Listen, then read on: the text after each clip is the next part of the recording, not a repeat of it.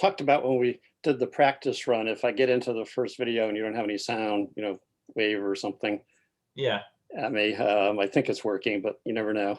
great. No, we'll let you know. So appreciate everybody joining us. I do see some new faces out there, and I guess that's the power of having a top name guest star. So Kenneth and I met back at Disney World a number of years ago at one of the Disney conventions, and spent. I think we walked. How many steps was it on the phone, Carol? Something that day, 20 something thousand. We 22,000 perhaps. I don't remember exactly. it was some huge amounts. We definitely wore ourselves to a frazzle. So if there's a guy that has been to every inch of the Disney parks in the U.S., it's probably Ken. All kidding aside, Ken has a great background. I'm sure he'll give us a little bit of it. Works at NASA. Before we do that, though, just for folks who are new, what we generally do is about an hour presentation and then a Q&A. If you have something that's absolutely urgent, you can put it in the chat. If I see it, I'll interrupt Ken, or if he sees it on the second monitor, he can do it.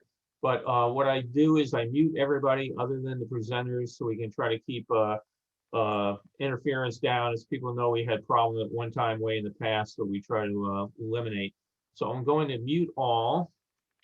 Let's see, my co-host should be allowed to unmute themselves.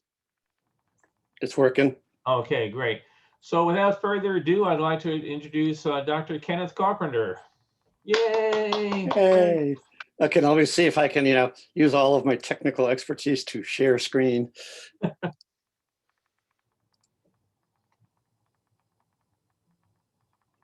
So far, so good. Okay. Let's see if I can get into slideshow mode. Do I now have full screen? Yes, you do. And okay, very good. The box for audio. Oh, I did not do that. Let me get out. Try that again. Stop share. Share screen.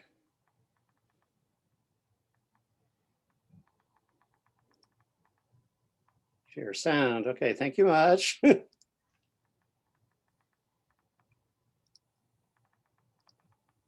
Okay, am I back to full screen mode? Yes, sir. Okay, thank you much. And thanks especially to Bill for inviting me to do this talk, and for all of you for actually showing up after he made that mistake. So what I will try to do today, as I said, I'm going to go through all 6 of the domestic parks, so I'm not going to go through and show every attraction.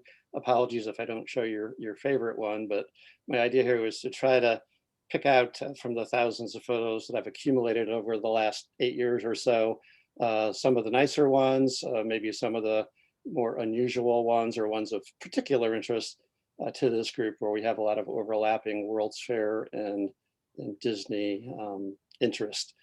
So let's get started here. I've got a lot to go through, and hope that it all works out for us. I'm going to start with Disneyland California Adventure, then do a little sidebar on echoes of Walt that can still be found around the LA area today, and then I'll go on to the 4 Orlando theme parks. So on to Disneyland California Adventure. Oh, and before I went to Disneyland, I got sidetracked. I almost didn't make it to Disneyland. I ran into this fellow out in LA who just wanted to show off his building. Bill and Carol used to every year build floats for the town of Burbank for the New Year's parade. So there's an early stage of a float and a drawing of what it was supposed to look like for 2015. So this must have been in, I don't know, 2014, I guess, if we're showing a 2015 float. But a fun way to start off. And then from there, I made a beeline down to Disneyland. And of course, as a World's Fair enthusiast, the first thing I headed for was Small World, which is the one at Disneyland, of course, is the original one that was relocated from the World's Fair. The ones elsewhere in the world are duplicates of one fashion or another. I think the one at Disneyland, compared to the one in Florida, is actually much nicer. It has this glorious outside facade. It's got a thing that looks a bit like the Tower of the Four Winds on the right side here. And there's just something about looking at and being in the one that was at the fair to start with. There's a close-up of the tower. It's not obviously the same as it was at the fair, but it plays a good homage, I think, to it. And you see now it's presented by Sylvania instead of Pepsi. There is a plaque there now that was put up on the 25th anniversary of Small World, acknowledging its existence or its beginnings at the New York World's Fair itself. And it was dedicated by Roy Disney when it was put up. So here's a scan across from left to right of the exterior. You've got a large clock here. You can see doors are opening. It goes around, I think, every quarter hour and does some fancy music making and parades. And there's a big event on the top of every hour. And we go scanning around here. You see can you see my cursor when I move it around? Yeah, we can. Okay, Yeah, very good. Cursor. So you see the loading area here, and then the boats head toward going in. And down around here on the lower left is about where the young Frank Walker jumped into the boat in the Tomorrowland movie, which was, they filmed the scenes at Small World at Disneyland. There's a shot looking back at the same direction. So it's this area over here. Now in the movie, the GM Pavilion shows up over here, which is a little bit of a stretch in terms of how it was laid out at the fair, but it was a nice way to include another piece of the fair in the film. There are a lot of topiaries around the outside. It really is gorgeously done. And I believe at Christmas time, they have an overlay, which I've never seen, that goes into the Christmas spirit very well. So from there, I ran down, and having forgotten that Carousel of Progress had been moved to Magic Kingdom after originally being sent out to Disney. But so I was disappointed at first, but it was okay because I'm a big Marvel fan too. And it turns out they have turned the old building into a Marvel's center of character meetings and the like. So I got to, tag up with Captain America and feel big and strong and all that. That was kind of fun. They had a lot of good artifacts. All of the different Iron Man costumes and things were there as well. Of course, another original attraction from the World's Fair is the animatronic Abraham Lincoln, the first really sophisticated animatronic that Disney did, and got it ready just in time to go into service at the 1964 World's Fair. And at Disneyland, you can go in and basically see it as it was in the fair, with Abe up on the stage, sitting in the chair and then standing up. And I think those of us who went to the fair remember how the audience reacted when he went from this sitting position up into his standing speech position. And at least to a 1960s audience, it was an incredible sight to see. I had an interesting experience coming out of here. I went out into the lobby after watching this and ran into was probably a low 20-year-old cast member who knew, of course, since he was there, he knew a lot about the fair and the Lincoln animatronic. And we chatted for a while. And it was one of those interesting examples of someone who's far too young to have even been born anywhere near the time of the fair, but he's gotten so invested in it and in Disney itself. That was very enthused conversation. And I asked him on the lark, where to go for lunch. And he told me about how I should go down to the end of Main Street into this place where you can get the meatloaf and potatoes, I think it was, that he said Walt, had frequently for lunch. And he was getting tears in his eyes as he actually talked about Walt. And it was very intriguing to see how Walt can influence or still impact people who weren't even born so many years later. There is the classic picture of going down Main Street at Disneyland. Something that wasn't there in Walt's day, there's in the theater that was the 4D sensor round theater for earlier shows, they actually had a preview of Guardians of the Galaxy that was coming out shortly after I visited. You can see in theaters August 2014, so sometime earlier in 2014.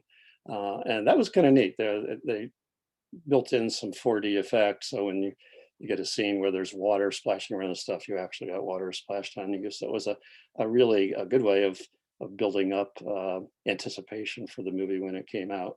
basically what they were showing here is like the first 10 minutes of the movie, which is a really good thing to do in the 40s and surround. I had to take a few pictures of the classic parade, daytime parade here, where we got Anna and Elsa showing up here, and then more of the princesses along the way. Just very nice, nicely well done. And, we're looking forward to the day where these kinds of things come back at the show. I was lucky enough to also get out there for the 60th anniversary celebration of Disneyland, which was entirely accidental, but very fortuitous. You just never know, though, who you're going to run into when you go to a 60th anniversary celebration. Just random people walking in and out. So obviously this was actually planned, and we had a good day walking around the Disneyland. And then I believe they left me on the own for the evening so I could explore all of the evening activities on my own and kind of explore the details of the park. The truth is, we just couldn't keep up with you. You were very kind to indulge me, since I hadn't seen much of the park at that point. I was perhaps going overboard a little bit. One of the unfortunate aspects of this is they were not running the train at the time, but on the positive side, they had it stationary in the front train station, and there you could were allowed to go in and look at the train in detail, go in the cars and whatever. So it was kind of fun to be able to go there and explore all of the cars in a very leisurely fashion. More floats later on in the parade on Main Street. You see great moments with Mr. Lincoln are off on the right again. And now we get into the spot where they're teasing us. I was obviously out there before Galaxy's Edge had opened, but I was doing my best to get a peek at it. So this was one of the gates to it that you see was guarded by a bunch of young hooligans from, I don't know, baseball and soccer teams or whatever. But I did bully my way through a little bit longer to the sign, which was on the door, just, teasing you with what was there. But it was so hard not to go over and try to open that door on the right and get inside. But, I didn't want to lose access privileges to Disney for the rest of my life, so I behaved. There's one other spot crossing over. This is probably from Main Street area over into Adventureland, or maybe Frontierland. On a bridge, you could actually look in and see a bunch of the high-rise mountains from the Black Spires outpost. There's even the top of the building. So there was enough to kind of tease you and to maintain the excitement of the coming attraction, as it were. Swinging by, just like to get a picture here of Thunder Mountain Railroad. As you can see, typically busy with a long line going into it, but a very beautiful day. And I always love getting up to the top of the ride and looking over the park, both in daytime and in the evening. Probably many of you know what this is, but I did actually track down the entrance to Club 33, which, for those of you who don't know, is a very exclusive, extraordinarily expensive club to get into, never mind having to have the proper connections in the entertainment community to even be eligible to go in. But you can go in and for, I don't know, an initial entry fee of $25,000 or $30,000 plus a yearly multi-thousand-dollar fee, you can go in and have access to a special lounge inside the park. And I assume as part of that, you get special ticket prices or access to the parks and things as well. But it was fun to actually stumble upon the entrance and see where the connected people go. Going into one of the evenings here, this is the area around Tom Sawyer's Island, where they do Fantasmic later in the evening. There's actually a shot from Fantasmic as the paddle boat goes by you with a huge number of cast members singing and dancing along the way. It's really quite a production, and you get good visibility here because you've got the whole bunch of viewing and sitting spots all around the bow and the river. So it's a very pretty and lovely thing to do. Some of these shots here are a little fuzzy, but I just had a couple of shots of Tomorrowland at night, which is always kind of fun. So I just threw them in. we'll have some more shots from Disney World itself, I think are a little bit better. And this is something I always wanted to do at either Magic Kingdom or Disneyland, is watch the fireworks from the train station, which seems like an ideal thing, but it's very hard to do that. And I got up here ahead of time and was all set to do it. But we discovered there were a set of chairs, maybe, I don't know, 10 chairs wide and 4 or 5 rows deep, and it was roped off. And it turned out that was going to be VIP sitting for the people who had paid for the privilege for the VIP tours that were hundreds of dollars a day. And at first the cast member was going to kick us away. And then she kind of looked, there were several of us up there already getting ready for it. So, well, tell you what, if you guys behave, I'll allow 1 row of people to stand behind the last row of chairs and watch from there.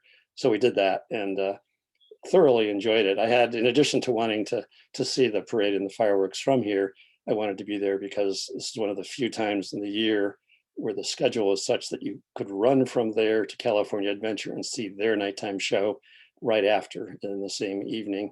And that was, a good spot to do that from. And even then it was close. So here is a parade going by, and hopefully you can hear the sound.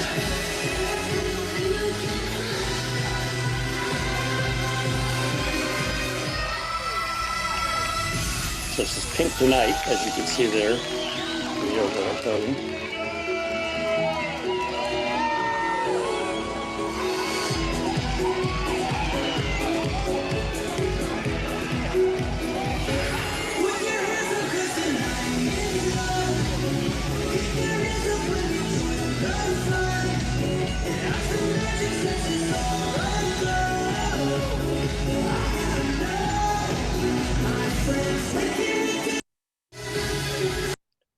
Yeah, just a still shot of it there. And after the parade, prior to the fireworks, so you can see the jammed crowds that we were all used to. Just before the fireworks, a good laser and spotlight show. The requisite, not really hidden Mickey, the Mickey over there. And then they had the castle lit up very nicely for the 60th anniversary. And this actually was taken on a different night, but I got back up on the train station during one other visit, very, very late at night. As you can see, I basically emptied out the park, which I've always liked doing. You'll see as we go on some other shots of very empty parks.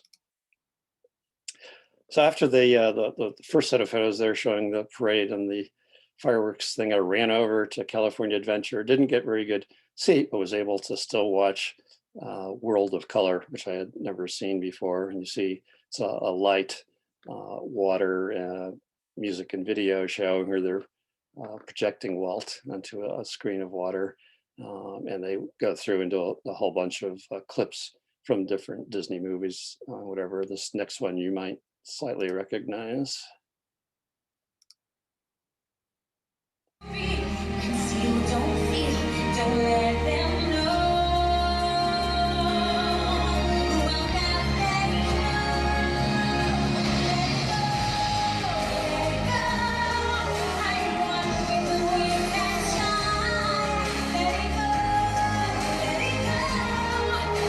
So I won't go through the whole Let It Go there, but you get the idea. It's really very nicely done. I think it's one of their best nighttime shows, the way they've integrated everything there.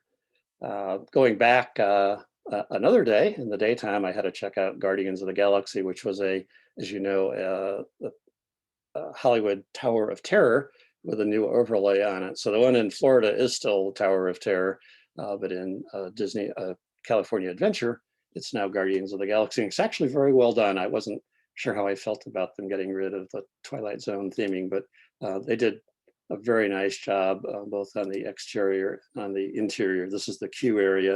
If you're waiting to get to the elevators, and they have lots of exhibits from various props and characters from the show, and cages, screens showing lots of interesting stuff as you go there.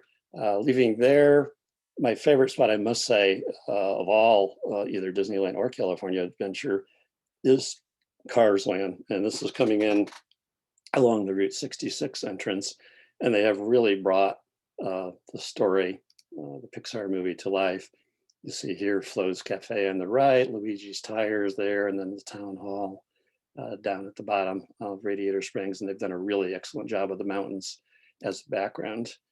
And my favorite ride, I think, in either of the parks out there is indeed the Cars ride, which is similar technology to what's used at Epcot in the test track facility, but it's much more fun because the gorgeous scenery all around you, and you're in a race with another car. And the theming is just spectacular.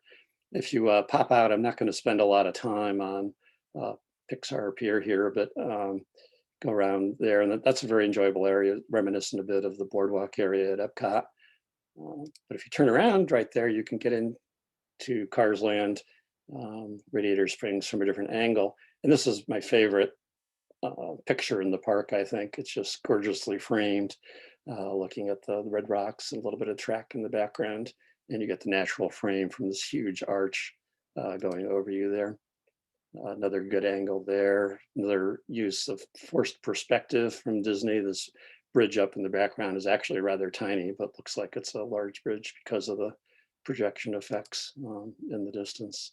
And of course, they light it up very nicely at night.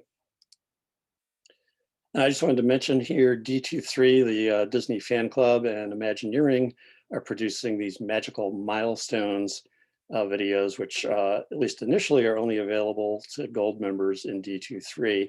I saw this first one on California Adventure, and it's great if you're, keep an eye open if you remember for future episodes of this. I don't know if eventually they're going to release them to Disney Plus or not. This one is not accessible anymore, I think, but anyways, keep your eyes open if you remember. It's well worth watching. So I'm going to step out of that one now and hop over to the next section of our show here, which I call Echoes of Walt. It's basically little spots you can go to in the LA area and still feel like you're connecting to Walt after all these years. So the first is perhaps one of the most obvious ones, the Partners statue in Disneyland in front of the castle. Also in the same category as the apartment above the firehouse, where they keep the light on in the window, so it's always welcoming Walt back, should he decide to come there. I found this, I took a tour, D23 tour, and then later went through Disney Animation Studios with Bill as well. There's a statue there that's similar to Partners, but isn't actually the Partners statue. It's Walt and Mickey still. If you zoom in on this, it says Walt's 100th. So I guess it was a statue that was commissioned for his 100th birthday. But also another neat connection to him if you ever do a tour in the animation studios. It's well worth it. There's a lot there, and that could be the subject of an entirely separate talk. So I'm not going to spend more time in the studios in this particular talk. Further away in the town of Glendale in LA is this nice little cottage that's been there since, I believe, 1922, owned and operated by the same family. So it's the oldest restaurant in LA that's continuously operated by the same family. Very pretty little spot, famous for its prime ribs and whatever, called the Tam O'Shanter. You see the hours and things there. But it has a special connection to Walt Disney. And that is what's called Table 31. He had a table that was on sort of permanent reservations where he would go and sit with his Imagineers and work over a meal on various projects. This is at least thought to be a sketch that he made in the wood of the table of a Stegosaurus, and another one of a T-Rex with a volcano in the background. Maybe in the Q&A, somebody else in the audience can say more about these if they know whether that story is true, whether it's really Walt or something the Imagineers added in later years. This shows the overall setup here. It's a nice corner table away from the crowds, but still up to the cozy fireplace. And there's a little, in addition to the sign down here from the Imagineers, there's a little plaque up there, which I think I zoom on here, showing the Imagineers at the TAM and Table 31. And you can, if you're lucky, go in when you show up, you can ask for Table 31. It took me about 6 tries before I actually got it. but it was really neat to eat at the same table. Another spot that's maybe a little more famous is the Carousel in Griffith Park. These are some shots. You have to go on weekends if you actually want to see it open. Otherwise, you get a shuttered carousel. But it's famous because this is the spot, in theory, where Walt sat on this park bench, which was at the time just outside the carousel, while his daughters rode it. And it's said that that's where he came up with the idea for Disneyland, because he wanted some place where parents could enjoy the attraction as much as the kids instead of sitting on the sideline. So it's been kept up well. It's a gorgeous carousel. And there's a little exhibit on the inside of it. This is the original park bench that Walt sat on. It's been moved inside to protect it from the elements, along with other memorabilia of that. That's backing off and show you the bench over there. And then some shots as you walk out of the park. From there, I went over to Forest Lawn Cemetery. If you head over to the back end of the cemetery and behind what's called the Freedom Mausoleum, which is off to the right here, and the statue of George Washington, and go through this door to the left of George. It leads over into this area, a little nice, very green area at the back end of the building. And if you weren't sure, while looking, the statue of the Little Mermaid probably gives you a pretty good clue as to which plot is going to be Walt Disney's. And if you go in, you can see early pictures of this site show no greenery here at all. So they've just let all this stuff grow up over the years, and it's actually it looks much nicer. If you zoom in, you see Walt's name there, his wife Lillian, Robert Brown is son-in-law, Sharon Disney, one of his daughters, with the intriguing inscription of ashes scattered in paradise. And as near as I can tell, nobody really knows where that is. There are suggestions it meant Hawaii. There are suggestions it meant Disneyland. Again, if any of our experts in the audience know anything about that, speak up at the end of the show here. You see people have left some pins on the some of the plants at the base of the gravesite. And someone left a scroll of some designs for the Little Mermaid. I think probably for the movie, although I'm not 100% sure. But as you saw there is absolutely no evidence of cryogenic pipes or anything. So we think Walt is peacefully at rest, not in cryogenic suspension somewhere. Okay, now moving on to Magic Kingdom. Okay, so I'm going to back up for a second here. I did want to say this next clip I included because I think it's quintessential as the essential representation of Walt's Magic Kingdom and what he would have liked to see it be, I think, for all time. So this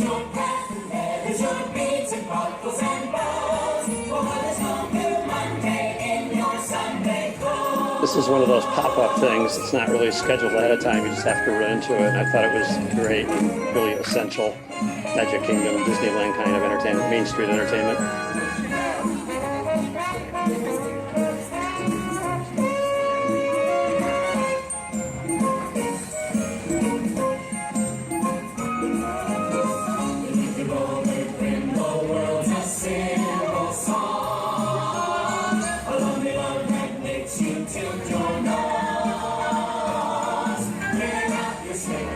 Okay, I'm going to keep moving here so we don't run totally out of time, even though I could watch that forever.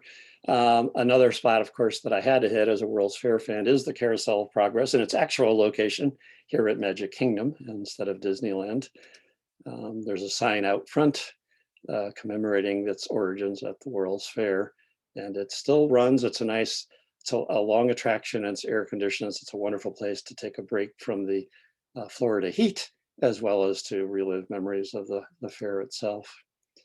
Another thing which doesn't actually come from the fair, but the People Mover is something that tends to attract those of us who went to the fair because it seems the right kind of tech and forward future that we had there. You're never quite sure who you might run into here.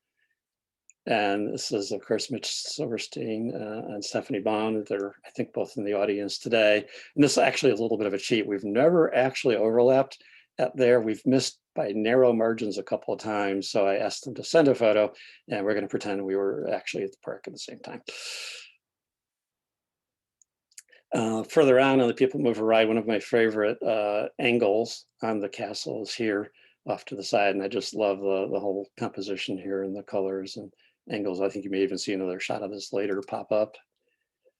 That's a shot of a daytime parade again with the dragon before it burnt itself up, although I think it's back in operation now, at least last time they did a parade.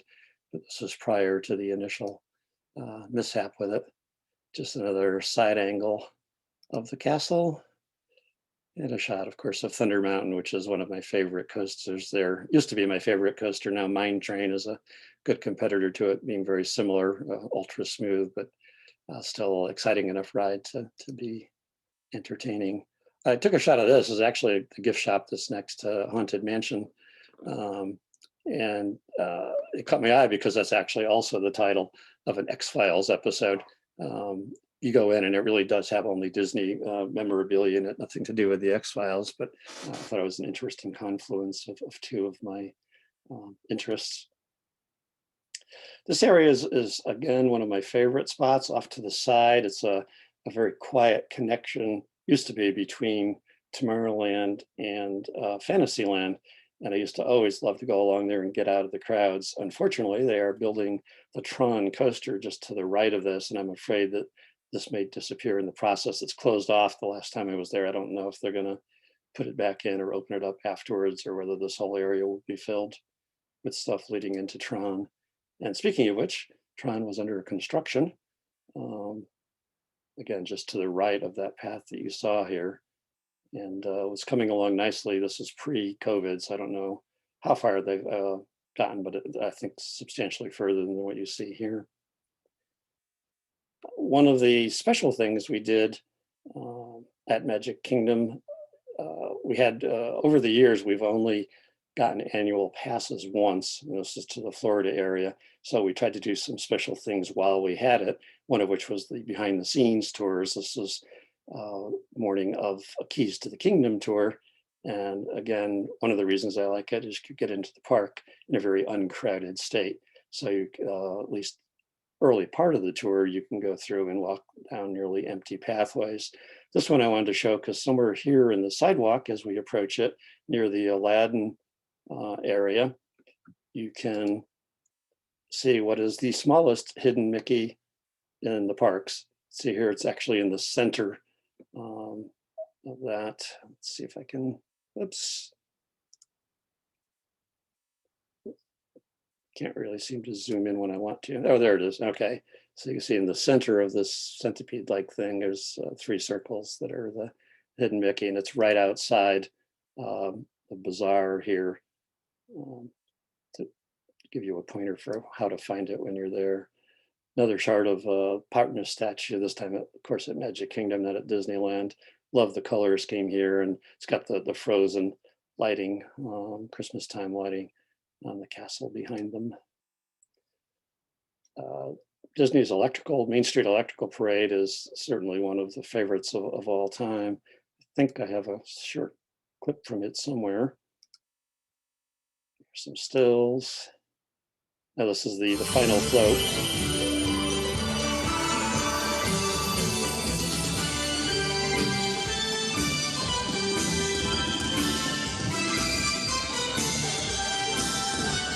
I apologize if I get that stuck in your mind the rest of the day, although perhaps if I play a small piece of Small World, that'll drive the electrical parade out of your head.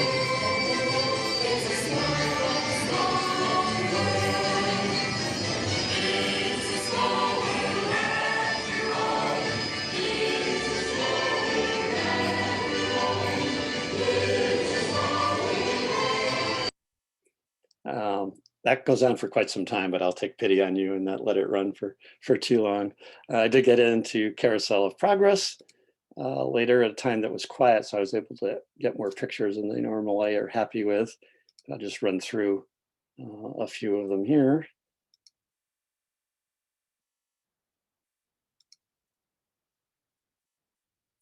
I'll point out here the daughter in this group, remember her because I believe I've spotted her on Spaceship Earth. So I'll show that photo later and we can see if we all agree on that. I know they've repurposed some of the presidents from Hall of Presidents in various spots in here. And I believe that she is another repurposed animatronic. A nice shot here from the train station of the plaza and Main Street area of Magic Kingdom at Christmas time. They really do a amazing job of decorating, which is no surprise. But it's a glorious sight here to see this whole panorama. Another shot from the People Mover of the castle, because every time I go through there, I can't resist taking it. Another favorite area of the park for me is the themed area for Beauty and the Beast, Gaston's Tavern. And here is the entrance to Be Our Guest, the dinner place themed to Beauty and the Beast. And we actually finally got in there, only been in there once, but we had a meal there in this room here off to the side of the main ballroom. Very pretty. Food is decent, but not spectacular. And then the main ballroom here, you can walk through afterwards and they've got a nice background to it. It snows outside and you feel like you're in the movie a little bit. And of course, if you hunt around, you can find off in the corner the rose before it's lost all its petals. Coming out of there and going through the castle, I had for some reason over many years not realized the glorious mosaics that are in the walkway underneath the castle. This is just one of them here to give you a sign of it. But if you haven't seen those, go in and spend some time looking at them because they're absolutely gorgeous. Looking for items more directly connected to Walt, of course, you can't do any better than the birds in the tiki room. Just obligatory visit for any trip. And another spot also to get out of the heat on top of it. So he knew what he was doing when he was designing these dark rides with Carousel of Progress and in the tiki room. Some evening shots in Tomorrowland from the People Mover. And then out in the main plaza again, waiting for the evening fireworks. These kind of pictures give you shudders nowadays with the crowds, but I love their frozen lighting of the castle here. And on Main Street at Christmas time, they have a huge celebration and they make it snow in the 80-degree heat or whatever you happen to be in at the time, but it's really neat. They also have had in prior years a Christmas themed parade that you only see if you go into the special entry Christmas party, which is the same thing as that Main Street snow as part of the whole Christmas party experience. So this is very well done, very pretty. And of course they have a spectacular light show on the castle and fireworks over it. And this is, I think, is the finale of the Christmas fireworks scene. And then late at night, my shot as the crowds empty out of the park. So that's Magic Kingdom. I'm gonna scoot right on now over to Epcot. And here, I know this next little video clip is not from Epcot. It's actually from Magic Kingdom, but it shows Epcot.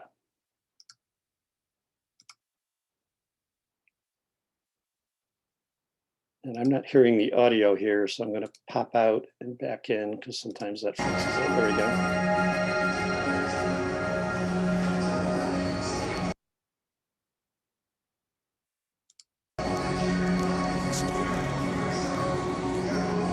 So that's a quick look as you go through.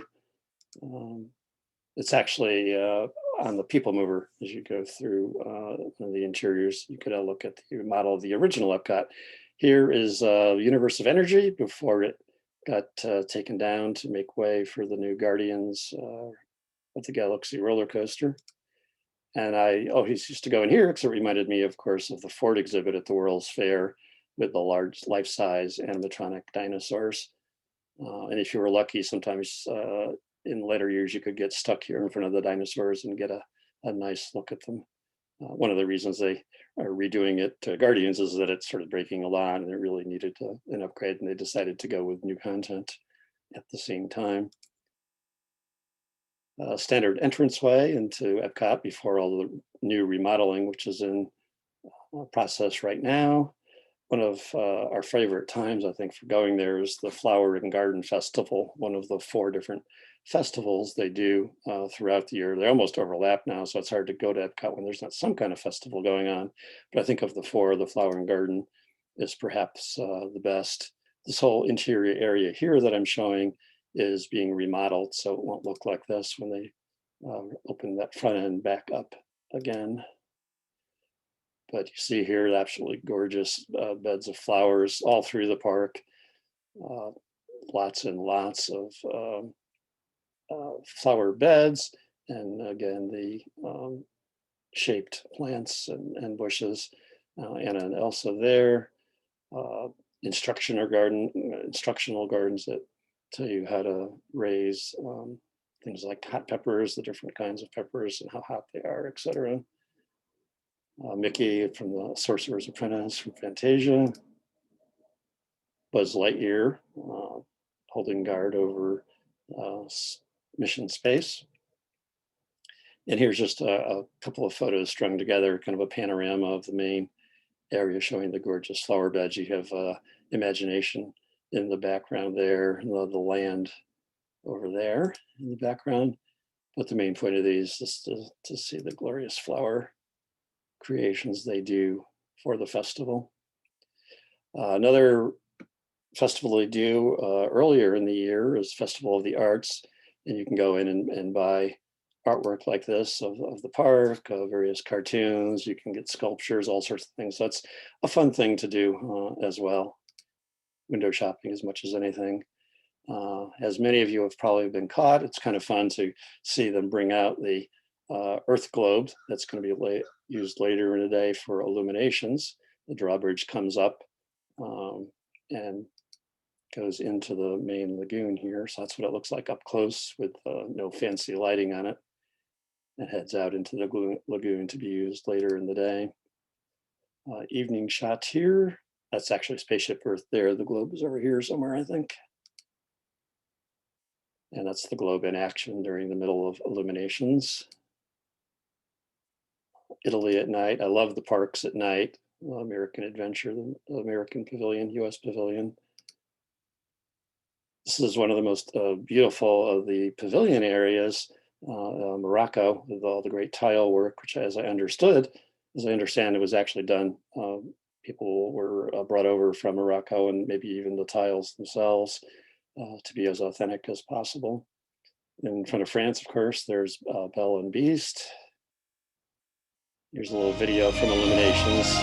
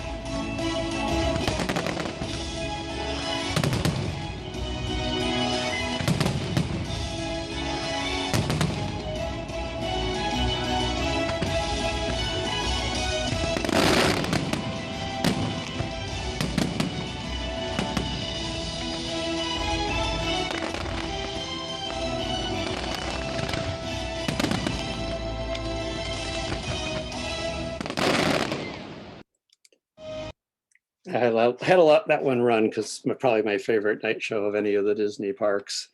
One of the other special things we did during our year of annual pass is take the behind the seeds tour in the land pavilion, where you can actually go, again, you can see the actual attraction boats going through. You actually walk through the backstage areas, as it were. And it's very neat to walk among the things. They give you some samples along the way. And as Disney behind the scenes tours go, it's very inexpensive. It's like $20 a person instead of the more normal, $100 or more for some of the big tours. And it's very neat to be able to examine this stuff in detail. And you get, of course, a nice tour guide who tells you all the secrets behind that. We went through the China Pavilion on this particular trip, and we're lucky enough to catch the terracotta warriors, I think before they got downsized into a much smaller display. An unexpected encounter here was with one of the many marathons that run through the park. So you have to pay attention when you're making reservations and not go to the wrong park on the wrong day, because it can take a long time to get in to the parks, and it does make getting through the parks sometimes difficult, although they do have some inventive traffic control techniques which minimize the disruption to your movements. When you're in Epcot, looking back here over, I think it's Italy in the US Pavilion, you can actually see fireworks from Hollywood Studios. And later on, I'll show you a shot looking back toward Magic Kingdom. So this is obviously at the upper end of World Showcase, looking back towards Spaceship through the China arch at the top there. We also did a tour called Undiscovered Future World, this one in Epcot, which I would highly recommend to anybody who's really in to World's Fairs, because this is the one that ties everything into that very nicely. Plus, if you take it the early morning version of it, you get to walk through a nearly empty park. So here I came in an international entrance, and we went down past England. You see here, past Canada. And as you can see, the gorgeous view of the Butart Gardens. And we're running into almost nobody. There's one person sitting off here, Shumain, and you can see this is during the Food and Wine festival here as well. And this, see how many of you can guess where we're looking from here. As part of the tour, most of the tour, you're not allowed to take photos when you're backstage. One of the exceptions is when you're in the VIP lounges, of which you get to see a couple of them, you are allowed to take photos there. So this is actually in what used to be the sponsors lounge behind, or as part of Spaceship Earth. So most recently it was probably a Siemens Corporation. Before that it may have been AT&T, I'm not sure. But you can go in there. It's not currently in use except for the tours, but a gorgeous view looking out into the center of Epcot from there. And this is our nice little tour group. As you can see, it's not crowded at all. It was a very comfortable size group. I don't know if they're always that small. My wife and myself are off on the right here. Michael, if you ever get him as a tour guide, he knows it all. I mean, he really well-versed with the World's Fair and all the connections between the World's Fair and Disney. Just a wonderful experience overall, about 4 hours long. Did a lot of backstage access. They brought you into a couple of rides, skipping all the lines. A very, very, very fun experience. One of the other lounges we visited as part of that is active. As you'll see, it's very well kept up. And this is the lounge in the Seas Pavilion, which has really good views of the aquarium. And as you can see, gorgeous woodworking and chairs and upholstery in there. So that's where they woo everybody they're trying to get money from, I believe. One of our favorite restaurants in the Mexico Pavilion. For one of our special occasions down there, we managed to snag a table down in here, like right on the water. Volcano at the time was working, although in a later visit it wasn't.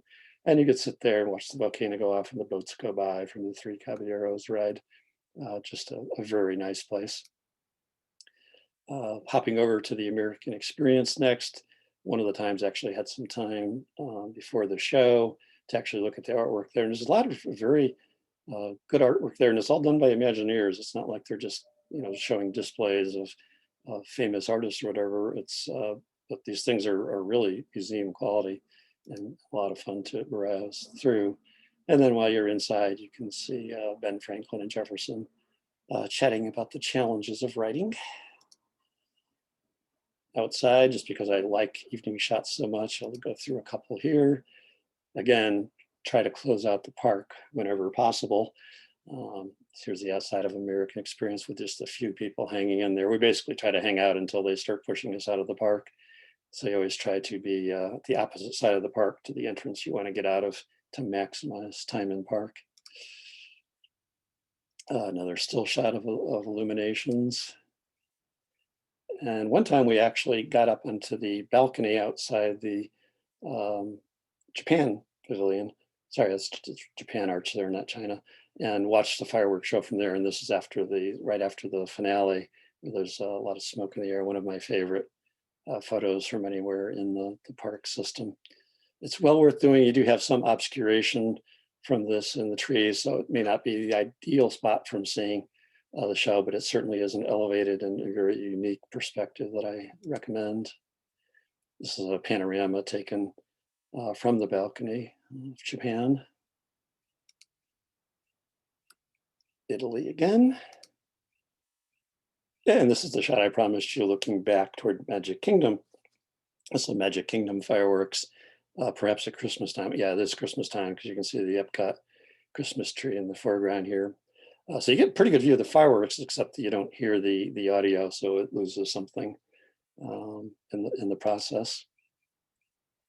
France Pavilion at night. The Chefs de France on the left there. And just some pretty shots along the lagoon, Japan at night. Back toward the American Experience. Distant shot of Paris and the Eiffel Tower. And all the way back toward Future World, looking back at American Experience in Italy. And I guess that's probably Germany. You see Japan over here. Shot in the interior of the Frozen ride, which is now in Norway. I know some people are annoyed. I miss the Trolls ride, but they've done a good job with the Frozen. And as Walt said, things would never stop changing as long as there was imagination in the world. So we got to let them go on and do the new things. And it's fun to see. We got stuck in Spaceship Earth once. Got a nice unfuzzed picture of Leonardo, which ordinarily is hard to get. This is a very fuzzy picture, but here I believe is the animatronic, the duplicate animatronic from Carousel of Progress, the young daughter repurposed as a ticket taker in the cinema exhibit. And then a shot across World Showcase back at Spaceship Earth, and a departing shot here. This is, again, probably one of my favorite shots from anywhere in the park. That's it for Epcot. So we'll zoom right over to Animal Kingdom.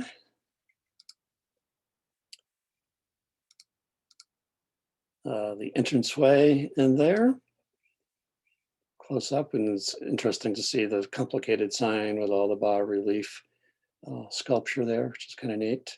This is something that Shelley and Rob Bianco pointed out to me that we had to notice on the way in. It's very subtle if you don't know about it, but it's the bush or tree lady, I forget exactly what she's called. She hovers to the right side of the main entrance and interacts with young kids, especially as people notice her. But close in like this, you can see her, but from a distance, you can walk right by and never ever be able to appreciate it. She's on stilts, of course, so it's very impressive interaction. There is Sue, not my wife Sue, the dinosaur Sue, just to be clear here. And this is a replica of the skeleton that's now in the museum in Chicago, the Field Museum. And the dinosaur ride behind it. Wandering along some of the side paths, there's some great interactions with gorillas. And of course, the elephants when you're on the safari ride. Zebras, there looks like one is playing dead. I didn't know zebras, lie down. Horses generally don't do that. I guess he's okay. There's no excitement or people hovering around him. Giraffes were on good display this day. A couple of still shots here, and then a quick video clip. Right, hiding behind the little tall grasses here, you'll see a little baby.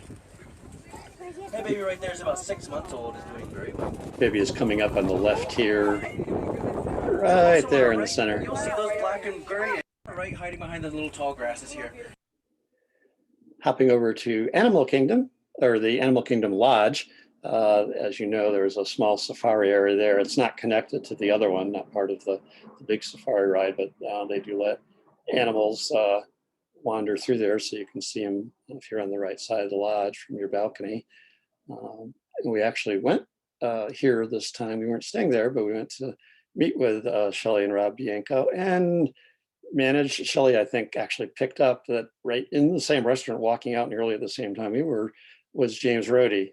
For those of you who don't know, he is the main designer for Animal Kingdom, and in later years for the Pandora World of Avatar section. So one of the giants of Disney Imagineering, just recently retired, but he was very kind and interacted with us very nicely. And it's one of our biggest celebrity sightings in the parks of all time.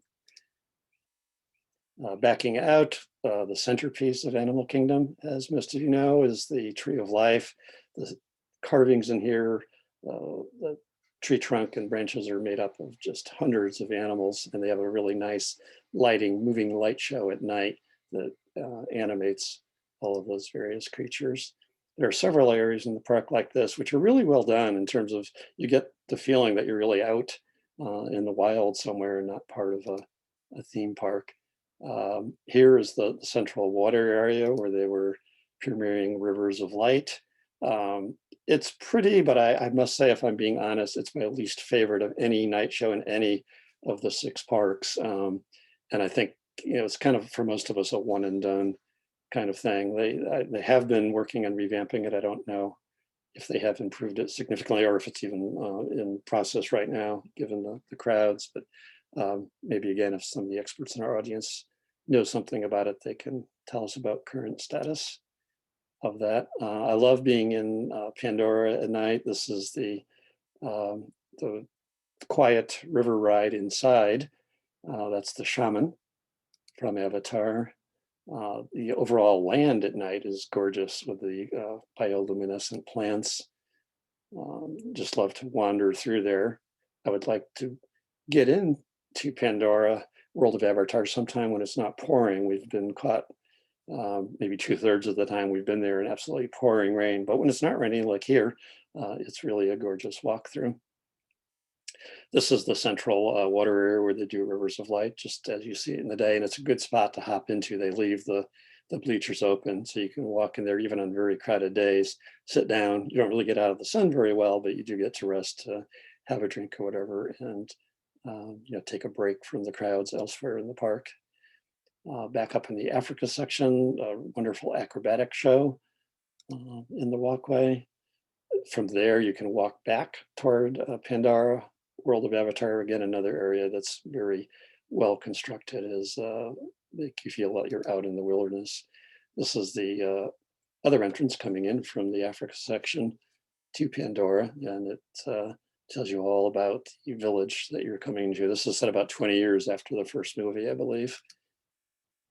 And you have the famous floating mountains, which are very artfully done. Just a wonderful experience. And this is one of their great immersive experiences, along with Galaxy's Edge, where you really get taken off to a different place and time, different planet. And there are spots like this where you can get nice shots and you don't even see other people, and you can really pretend you're on a planet around another star. This one here you have to kind of glance at quickly or you start spotting people, but still a very pretty viewpoint. A nice show there of Finding Nemo, very cleverly done with the hand-controlled puppets and singing, and another good spot to get out of the Florida heat, and just a wonderfully enjoyable show as well. Up is a bird adventure where you've got the trained birds flying in and around through over the audience. Great show if you ever get a chance there. The Lion King, of course, is another obligatory indoor show. I don't know, I don't think Lion King is running now under the pandemic conditions. Probably Up is because it's outside, but I'm not sure. That's the Tree of Life at night. And we're running a little late here, so I'm going to hop into Hollywood Studios very quickly and finish this off. This is an area that was called One Man's Dream at the time. I think it has a slightly different title now. Walt's office was actually here at the time. I think it's back out in the animation studios now. But we got to see the actual office there. It's a display of Sleeping Beauty Castle. It's actually a duplicate of the original model, which is in Disneyland, I think now. And here, poor Walt has been lecturing on the forthcoming Disney Florida project, Epcot. He's been lecturing here for decades, I think, trying to get people excited about this new project of his. The original Lincoln animatronic from the World's Fair was in the exhibit here. So that was kind of cool running into that. You see a little sign talking about it being at the World's Fair and the original technical delays they had. So the animatronic that's at Great Moments with Mr. Lincoln in Disneyland now is not the original, but an enhanced version, which I think uses modern electronics and is not all hydraulics like this one was. But it is a fun experience. There's a model of Spaceship Earth. So this is all in, again, One Man's Dream exhibit in Hollywood Studios. This is the Sci-Fi Cafe, where you can go in and sit in some model cars and watch B-rolls and advertisements from the 50s. It was, again, for us, a good one-time thing to do, but we didn't find it as exciting as a lot of people say, so we haven't gone back. At least we know what it's all about now. Evening fireworks, back in the time where they were getting ready for all the Star Wars related stuff, but weren't fully there. They were selling these drink bottles, so you could get a much less expensive version of the robot here as a drink if you didn't want to pay $100+ for the actual working model. Toy Story Mania and the new Toy Story Land at Hollywood Studios, similar to the one out in California Adventure, but our favorite ride, at least pre-Galaxy's Edge, in Hollywood Studios.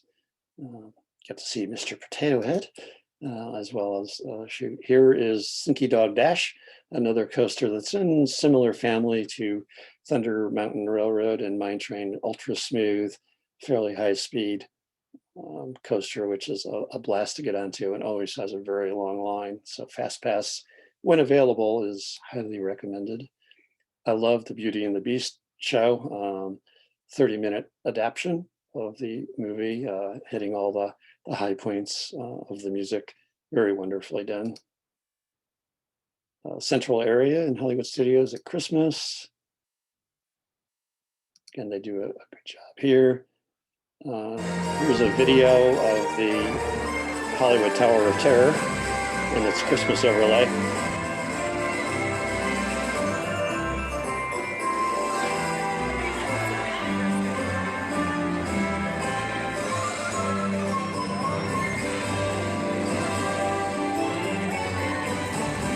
So they do a bunch of things with the tower at Christmas time, which are all very nice. Nothing to live up to the Osborne lights, which are no longer there, but still very pretty and very well done. They were displaying some Star Wars stuff in advance of the opening of Galaxy's Edge. So that's Rey from one of the films, the original art. And of course, like I did at Disneyland, I was trying to probe the future location of Galaxy's Edge. So this is down near the Muppet Theater in Hollywood Studios. And you could get to this gate where right behind it is where Galaxy's Edge was going to be in a few months more time. So again, another tease, so close, but so far. That evening, they had a mini fireworks show that actually was centered on Star Wars, again, to satisfy those of us who were disappointed at not being able to get into Galaxy's Edge yet. Did pretty good, but I mentioned that we had annual passes for the only time in our lives we had 1-year annual passes, and we got very lucky in it completing before the pandemic hit. But we also are very lucky that in the last month of this, quite by coincidence, we got an offer to go in and see an advanced preview of Galaxy's Edge prior to its public opening. So this is the crowd waiting at the gate, where you saw that big picture of the Millennium Falcon before popping in that morning. And here is the Millennium Falcon in person. It's big, you can see from the size of the people around it. This is the entrance to Rise of the Resistance, which unfortunately was not yet open. when we were there, so we still haven't seen that. Another example of being very close, but not quite there. And we look forward to do that because all the reviews are just spectacular for that new ride. A lot of characters wandering around here. So we have Rey, Chewbacca, Finn, and Rose, I believe, wandering around, and they interact with you. The stormtroopers will stop and talk and try to arrest you if you're not careful. Rey, shortly after this picture was taken, saw some stormtroopers coming down the walkway and grabbed some kids and said, "Quick, we gotta hide before the troopers get here." And she brought them over and hid behind a refreshment cart until they went by. And while you're there, they teach you code words, like say bright suns to somebody, and they smile in response. It means they're part of the Rebel Alliance. It's kind of a code word recognition. And they're totally immersed in the world here. If you try to say something that takes you out of the Black Spires post or Galaxy's Edge, the cast members are taught very well to deflect it. At one point I was talking to one of them and said, "Oh, we're going to take our second ride in the Millennium Falcon, and this time we're going to do this." And they looked at us and said, "What do you mean, second ride? The Falcon just got here. You better get there if you want to go on this run, but it's not been here before, so you're just nuts." And they're just so immersed and they handle it so well. It is really cool. So here, that's the end of my show here. So this is just a mosaic of shots from my original modern visit to Disney World. This was during a D23 convention that was that Bill talked about earlier, that was talking about Disney and the World's Fair. So this is a little mosaic I made up with stuff I visited on that first. And this has all of the World's Fair related stuff except for Mr. Lincoln. So I have to make a new version that's got that. Anyways, I'll stop here, stop sharing, and take questions if people want. Thank you very much. Well done, Ken.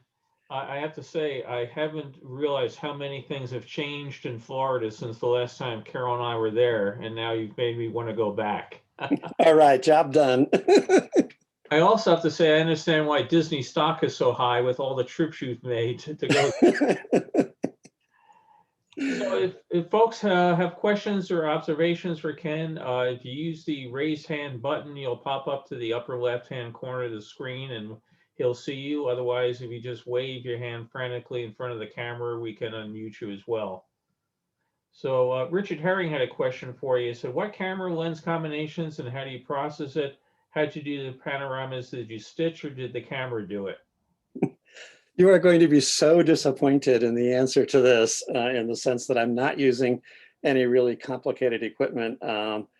There's some difference between the earlier 2014 shots and the 2018, 2019 shots, but they are all taken with various cell phone cameras, believe it or not. They're all Samsung Galaxy ones, starting with the S4 and moving up to the S10 in recent photos.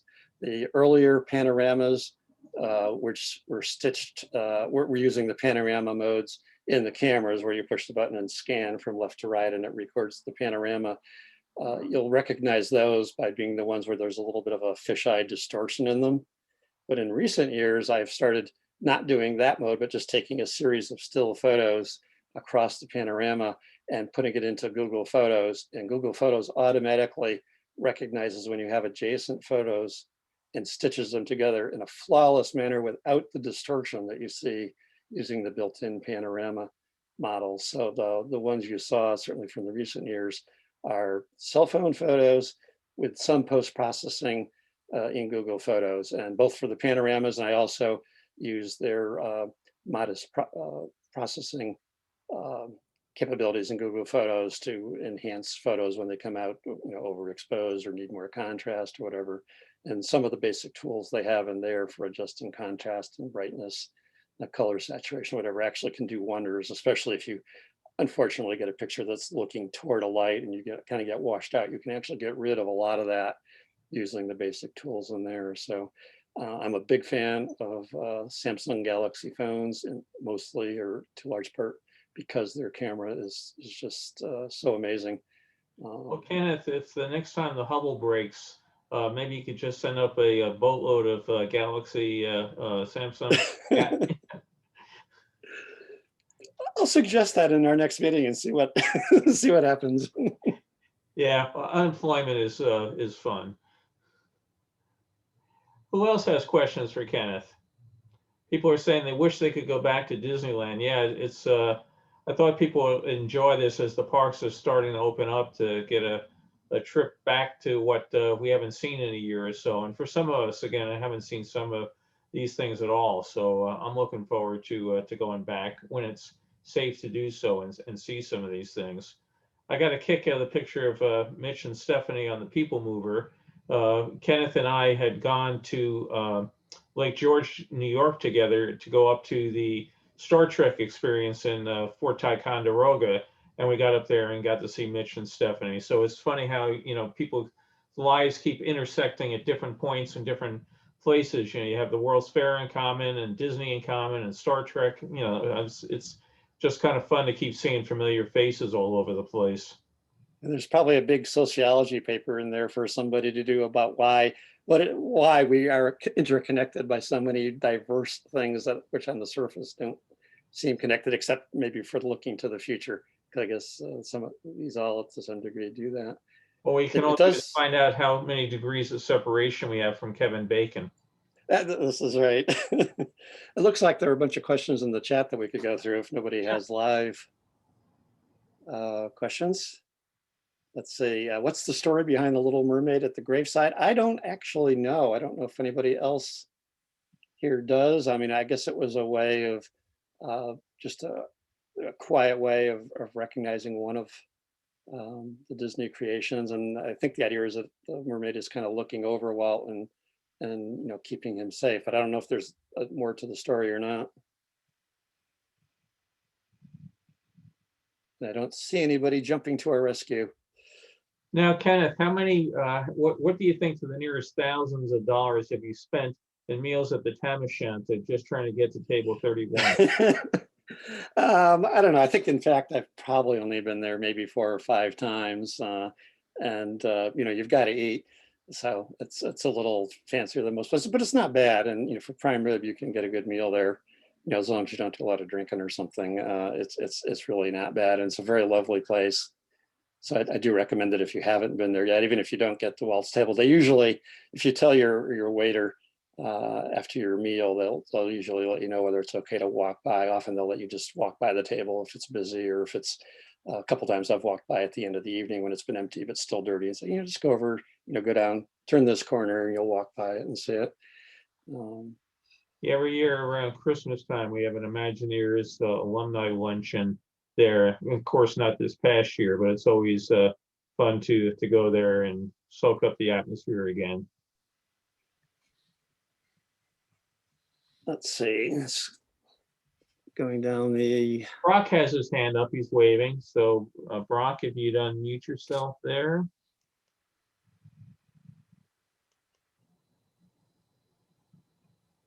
I'm clicking the Ask to Unmute button. You should be.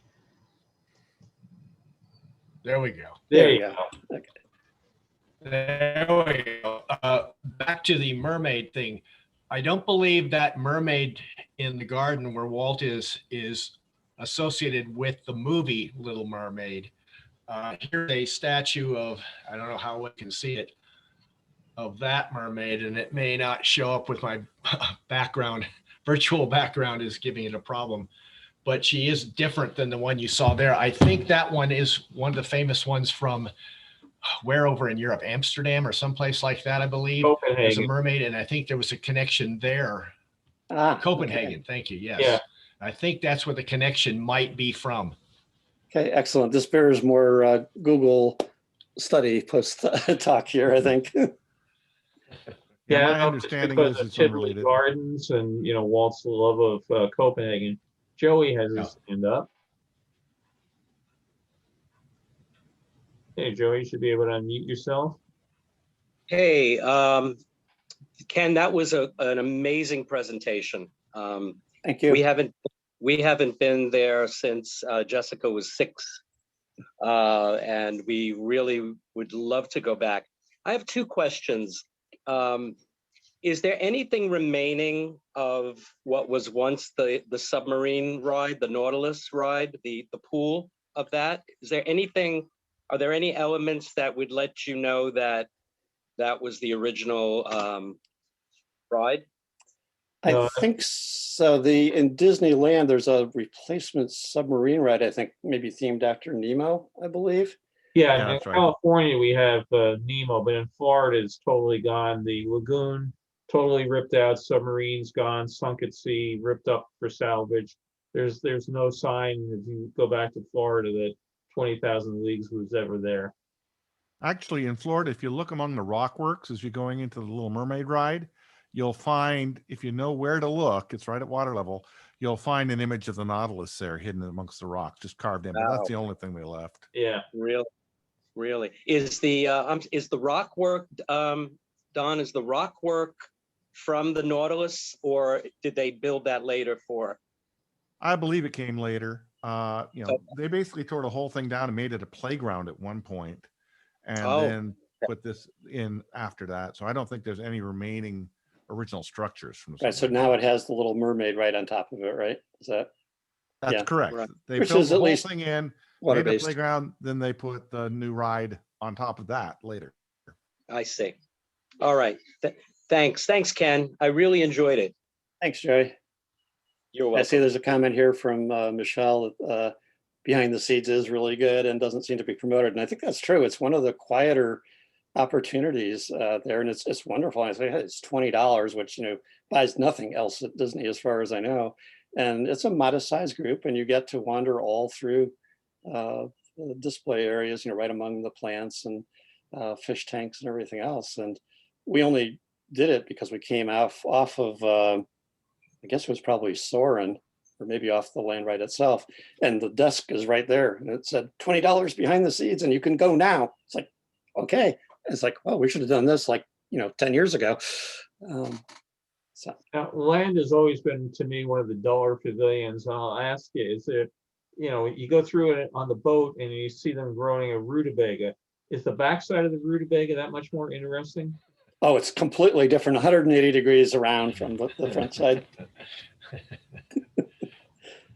Now, what do they show you on it that you don't see from the boat? Well, it's more that you interact with the cast member and they tell you, more details about what they're doing, what their approach is to the various plants and raising them.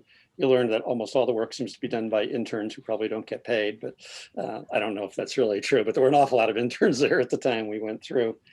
They do give you a sample. I think when we went through, they were giving samples of some cucumbers that were grown there, and that may be different, between the different tours or time of year. But half the fun was standing there as the boats went by and said, "Hi, I'm in the attraction. You're not." But that's kind of cruel. So you don't really want to do that. Now, Greg Aber has a question for you. Have you ever been confused with a Hollywood announcer named Ken Carpenter? No, but I have been confused with a Ken Carpenter who apparently is a paleontologist. And we were both in Colorado at one point. I guess we were both at University of Colorado, which Carolyn knows very well, living next door, as it were. But after I had finished my time at Colorado and moved back to the East Coast, I got a letter from a publishing house in Japan wanting permission for them to use my dinosaur sketches in their new book. I was like, okay, this is a little weird. I don't know if I've ever sketched a dinosaur in my life. And if I have, you probably wouldn't recognize it as a dinosaur. So we finally tracked it back, and it was to this Ken Carpenter, the paleontologist, who apparently is very active and has done a lot of digs and things. But I tracked him down once and said hello, but we kind of lost track after that. But Yeah, I have that all the time. I'll get an email. I'd really like to use a copy of your book at one of my presentations, and it brought me so much joy and everything. My favorite one is "Please Don't Jump on the Bed." And I go, "Oh, that's the other Bill Cotter who writes children's books." So you get the email and you're getting all excited. "Oh, they love my books." That's that other bastard. Yeah, I was really impressed that some place in Japan knew about me. It's like that was kind of deflating afterwards, but. And Joey has his hand back up, so why don't we unmute Joey a second time? That's very interesting because I'm often confused with the Joey Vento from Philadelphia, the cheesesteak guy. Really? Is that the cheese? Yeah. reports of my death have been greatly exaggerated. They're always posting a clipping that when Joey Vento, the cheesesteak guy, passed away, and they keep posting that. And I said, no, I'm alive and well. I'm fine. Bill, did you say that the Nautilus submarines, I hate to keep going on about that. That was my favorite ride. Are under they sunk them? They sunk one of them down in Florida at their key, where the cruise ship stops. So you can go down and snorkel and see it sitting there. The rest of them, they took off to the scrapyard, the Disney. I know they cut a bunch of them up. I don't think there's any of them. There might be one left out there, but the rest of them were all just ripped apart. Yeah. Well, that's reason for me to learn how to snorkel, I guess. Yeah, but if you're not allowed to take pieces back with you. All right. Show up on eBay from time to time. Yeah, they do show up. I mean, they some of the things like the window framings and some of the I've seen people had picture some of the seats and other bits and pieces that made it out of the salvage piece things. For a while, somebody was selling off plastic plants that were in the lagoon. You could get your genuine Disney plastic kelp, which I guess looks like everybody else's plastic kelp, but all sorts of stuff shows up. Yeah, that was one of my favorite things. I mentioned in past talks, I had been a submarine designer, and all my buddies would come over that were still doing it, meet me when I worked at Disney, and we'd go on it and try to figure out how we'd put a window in one of the real subs, but they never let us. We all wanted to build a sea view from Boise. Oh, yeah, that would be lovely. Yeah. I see another. reality, I see another note in the chat here from Michelle saying the parents from Carousel of Progress are also in Spaceship Earth. Do you know where they are? Well, this is another note from Beth here too, saying the father and daughter are Renaissance musicians in Spaceship Earth. So I wonder if the mother is in there too, or do you know if she's somewhere else in Spaceship Earth? Don't know. It was interesting at times though to go through some of the attractions and see people that you knew who had been turned into AA figures. That they would be wandering around the Imagineering and go grab somebody, and next thing start casting them. And people like Paul Osterhout does the voice of the teenage son in the Carousel of Progress finale right now, and it's very strange to go there and all of a sudden you hear your buddy Paul talking from the stage. So it's kind of fun, the inside little bits of some of those things. He does not get residuals, by the way. Irv has his hand up. Did they ever consider building an animatronic of Walt himself and putting it on display? I've heard people ask that, and the company says no. It'd be kind of sacrilegious. There's talk about doing it when you have all these famous quotes and everything. And I think they have all the film footage and everything else they can use to bring him back to life. Turning him into a robot, I think, I don't see it happening. Any of you other Disney folks see it? I actually think it's believed that Walt. I think it's believed that Walt wouldn't have wanted it to happen. That he would have been against the idea. So I don't know. Would everybody start thinking he'd be a cyborg? Well, everybody would think that he had been frozen and did come back, so Yeah. that would add fodder to that fire. Yeah. By the way, I was always aware of Joey Vento's association with the Vento and Philly with the cheesesteaks, because I'm from Philadelphia.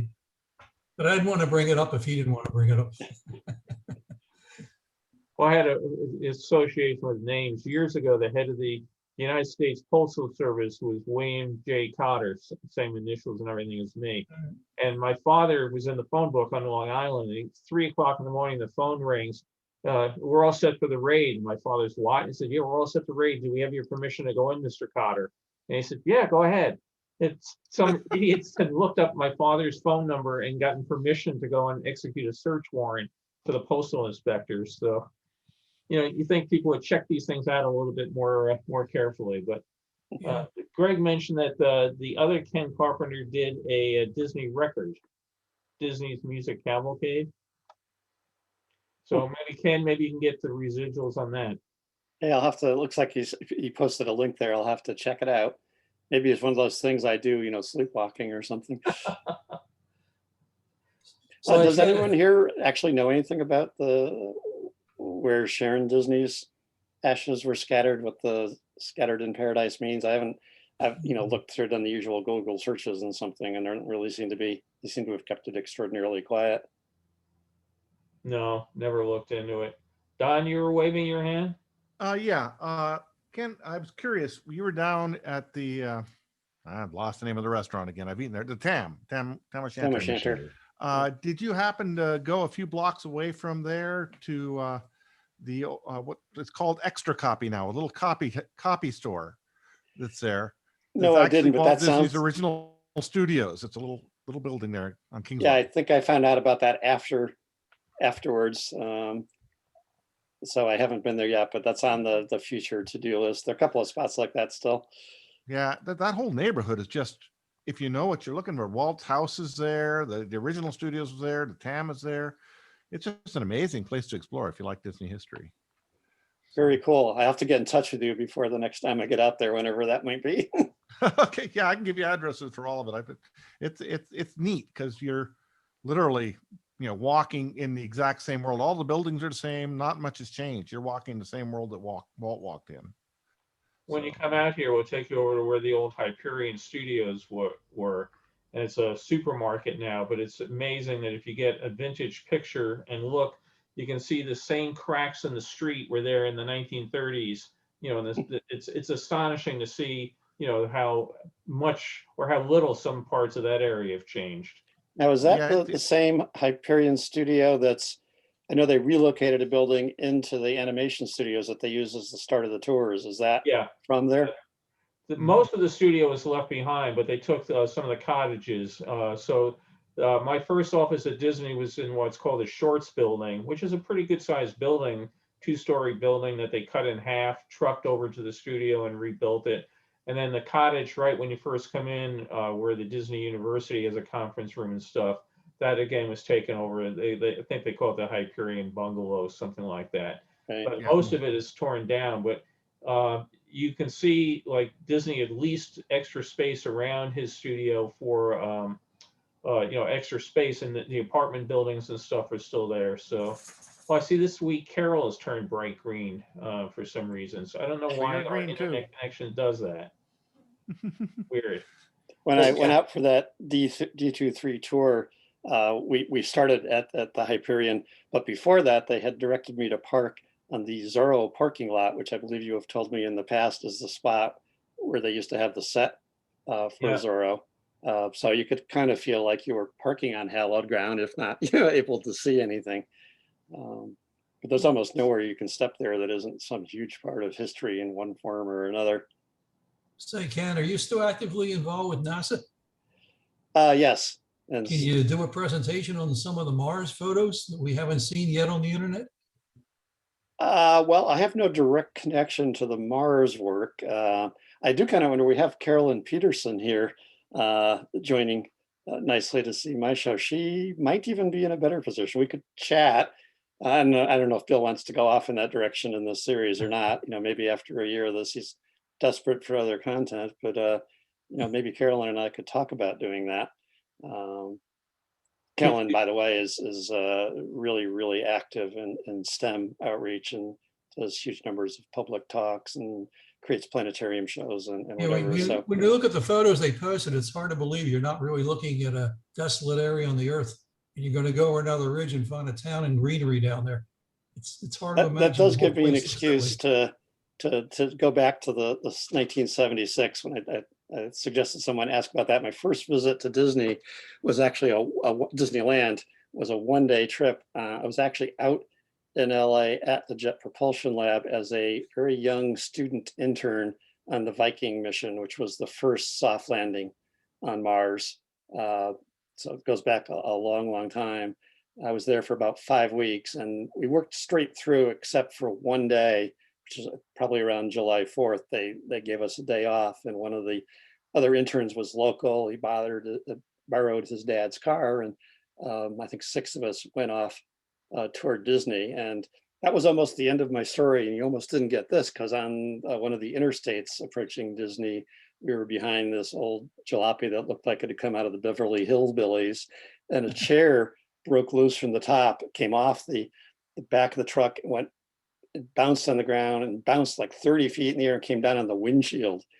And the only thing that saved us was the intern who was driving his dad's car just had the presence of mind to grit through it, not panic or close his eyes or whatever.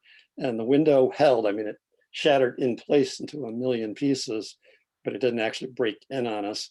And he was able to pull off to the side of the road. And, after calming down, we continued and went to Disney, and we were so happy to have survived that as we went in, we pulled into the parking lot, and I know back then they were maybe charging $5 a day or something instead of 20 or 25.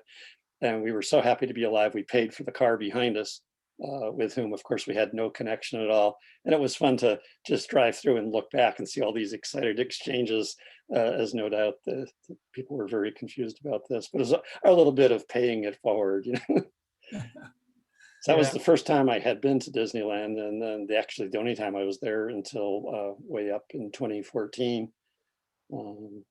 So it was really neat to get back there and do it right for a couple of days. You need a couple of days to do Disneyland and California Adventure right, and in Florida you need 4 or 5 days or more to actually see most of the parks. So the earlier visits I had done just 1 or 2 days at a time whetted my appetite, but weren't enough to really, understand the parks or see all of them.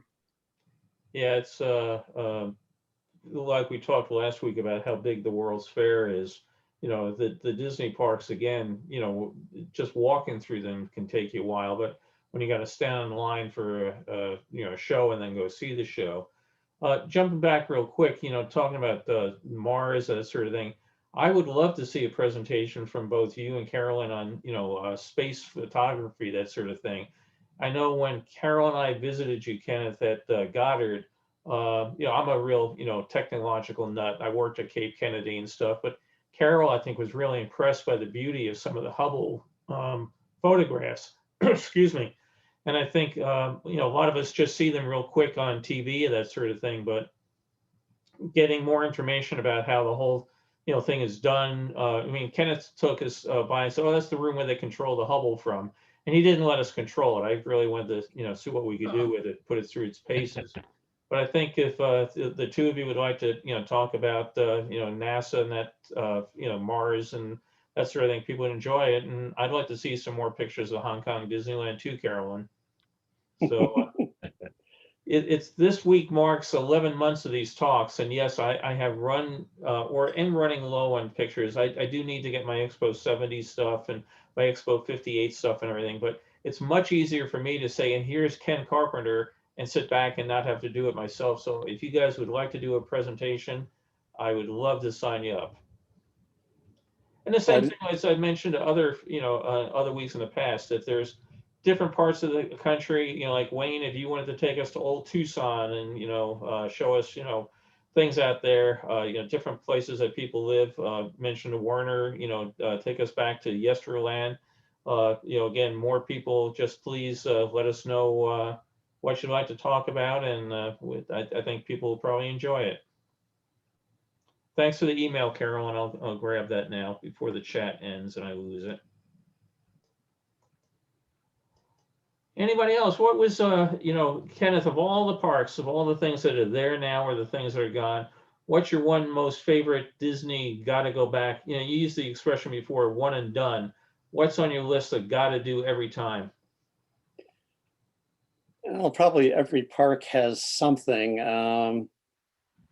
I think the event or the experience that I probably have done more than anything else was Illuminations when it was being done. I would never go to Florida without doing that, usually more than once. Sometimes, if I had a day where I was just there in the evening, after flying in, I would, actually get a ticket so I could run over there that night and see that. And also I'd plan it on my spreadsheet to be there at least 2 or 3 times just to make sure there was at least one clear night on it. So in terms of Florida, that was probably the one thing. I mean, there's Animal Kingdom's got Flight of Passage, which I would go on whenever, the line was not 2 hours long. I have my limits in terms of how long I'll wait, but if I could get on it, I think that would be Flight of Passage or Safari. I mean, that has two really big signature rides. Hollywood Studios, now it has to, it used to be Toy Story Mania or the Beauty and the Beast stage show. Now it would be Galaxy's Edge and, the always out of reach Rise of the Resistance ride. I didn't think the Millennium Falcon one was all that special. It's kind of like Star Tours on steroids, but Rise of the Resistance looks like it's a whole new category of ride. Epcot, Illuminations, and I'm looking forward to the new show. I'm not one of those folks who doesn't like to see change at all. So we'll see, what the new fireworks show is, but I will forever miss Illuminations because that was definitely the highest. And Magic Kingdom, it's, probably the World's Fair associated rides, take your choice, Small World or Carousel. My favorite, newer ride there is probably Mine Train. I really love that coaster and the theming for it.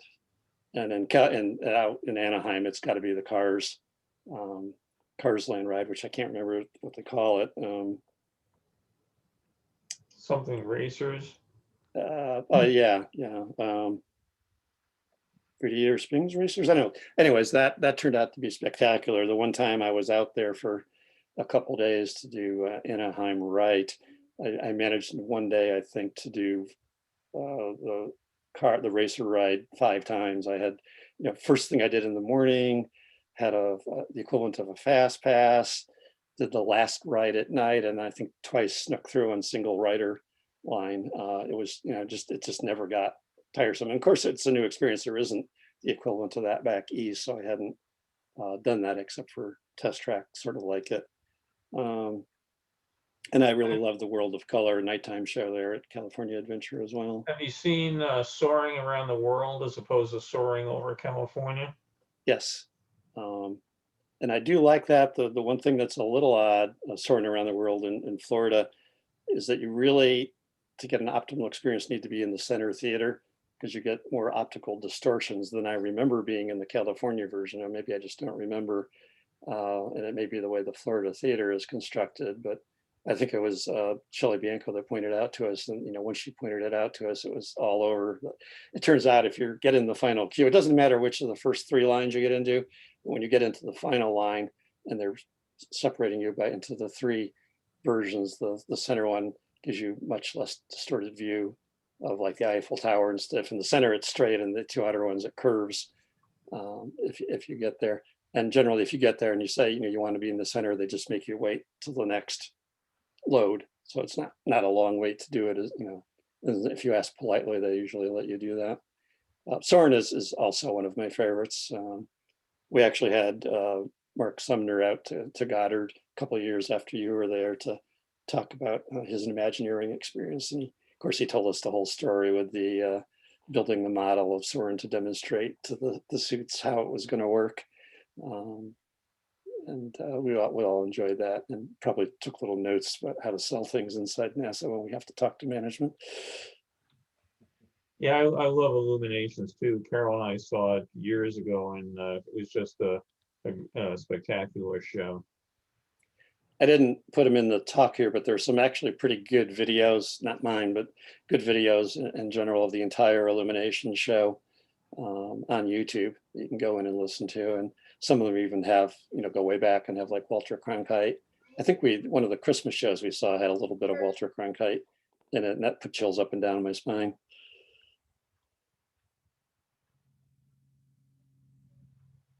Yeah, the guy who does the Ultimate Guide videos on YouTube, I've forgotten his name, but he did one on Illuminations that's just incredible. Well worth watching. And I do think I also found there are the recordings of the song that's played after Illuminations finishes. It's kind of gently eases you out of the park, called Promise, or We Go On, depending on exactly where you see it. And that's always been one of my favorite times, when you're walking out of a nearly empty park and this song, this beautiful song playing in the background, talking about headed into the future and the new day that comes after the evening. And that's just wonderful. Yeah, that whole soundtrack of the Millennial Celebration, which they still sell on eBay, you can get unopened copies, is some of my favorite Disney music ever. The video I mentioned, by the way, is called Martin's Ultimate Video Tribute, and he has a whole series of.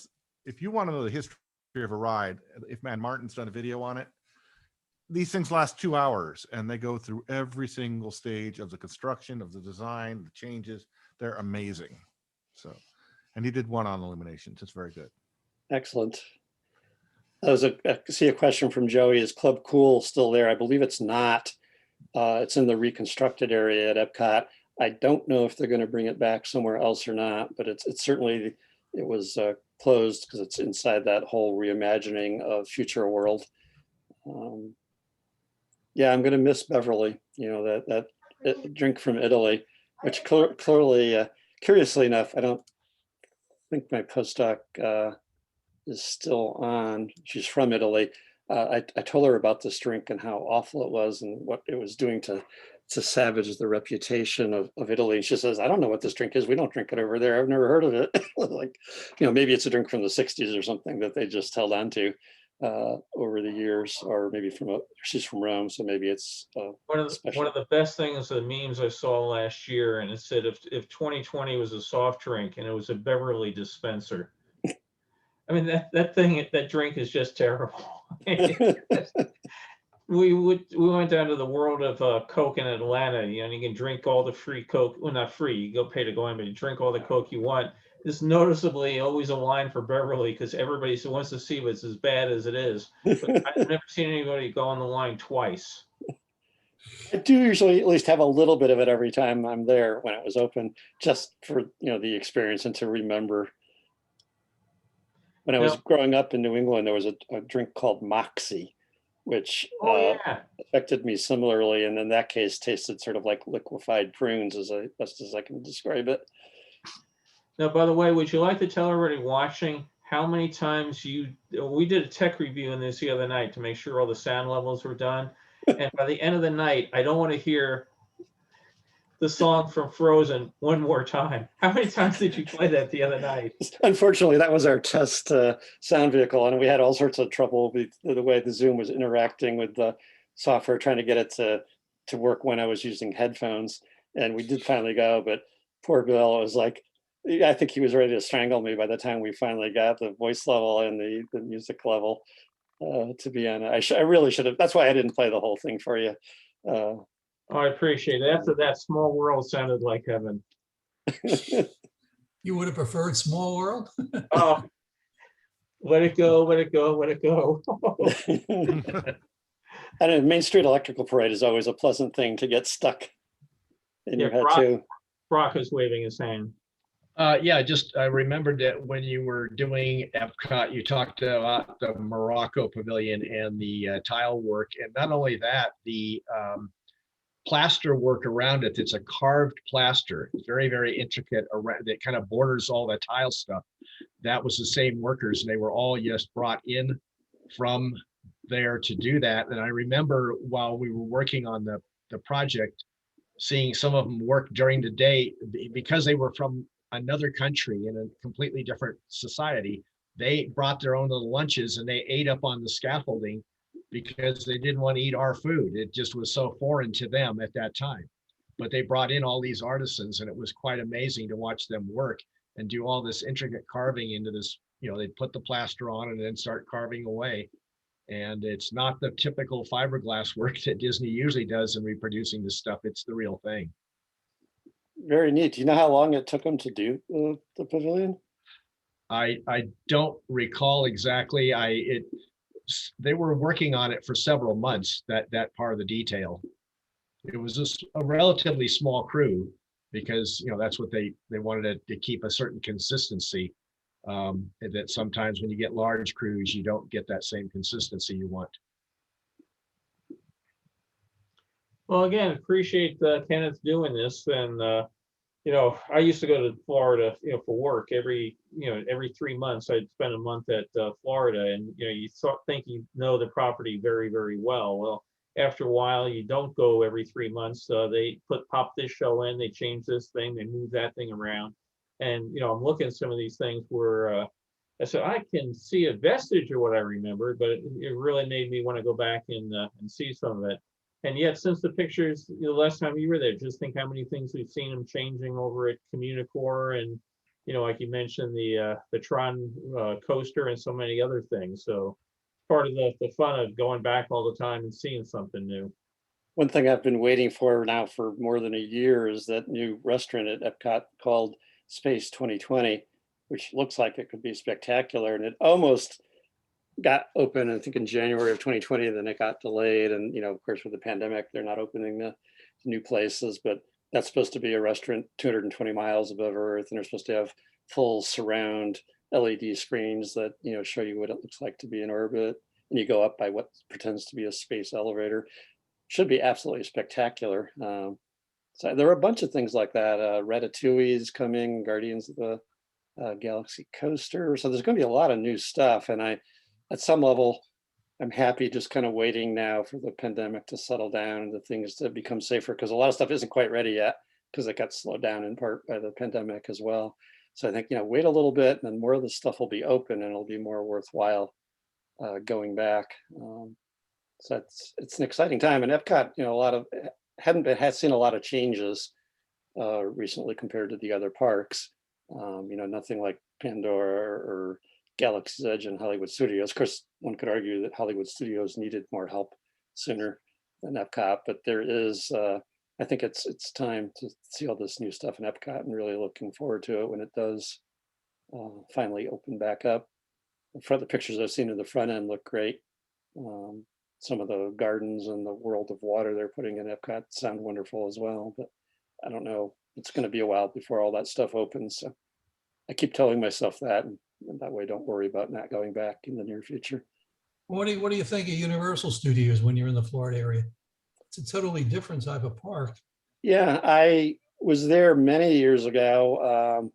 I really want to get there to see the Harry Potter related stuff. That's the one thing, but it's Disney got absolutely diabolical in the years, 2010 and past, with their pricing, because in the old days I don't think they did this, but now you get to a point where as you add days onto your multi-day tickets, their first couple days are $100, $150 a day, and then you get to the fourth or fifth day, and I don't know if they're still doing this, but the last time we went, to add a sixth day instead of $100 was, $80, and then the next day was $40, and then you got up near the end of that ticket when you would be really ready to hop over to Universal, and it was like $10 to add another entire day.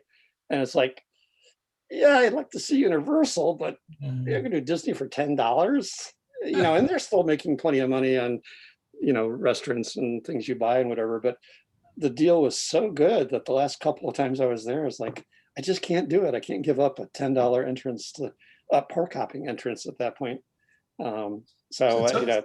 Tell me, when you go down there with your wife, do you take children along or just the two of you? Well, our kids are both grown up already, so except we did actually the one combination trip we did with Carolyn and her husband. We had arranged a nice little couples trip down there, and they bought in with this expectation.